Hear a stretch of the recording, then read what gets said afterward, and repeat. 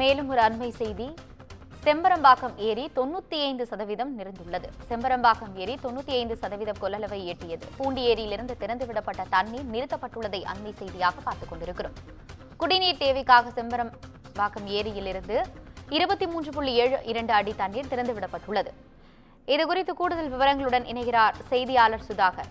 வணக்கம் சுதாகர், கூடுதல் விவரங்களை சொல்லுங்க. வணக்கம் ஆனந்தி.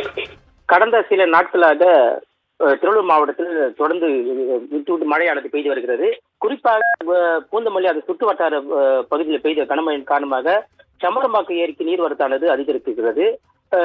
அதாவது பூண்டி ஏரியிலிருந்து செம்பரம்பாக்கம் ஏரிக்கு தண்ணீர் திறந்து விடப்பட்டது. கடந்த ஒரு வார காலமாக ஏரிக்கு நீர்வரத்து இருந்த நிலையில் செம்பரம்பாக்கம் ஏரிக்கு மீண்டும் 23 அடியை எட்டியிருக்கிறது.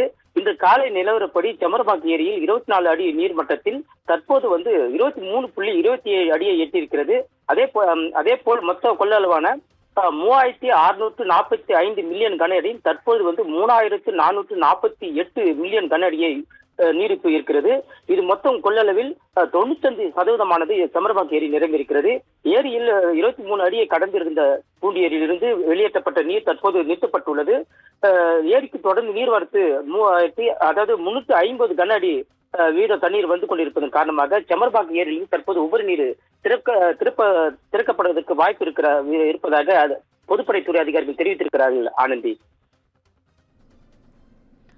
விவரங்களுக்கு நன்றி சுதாகர்.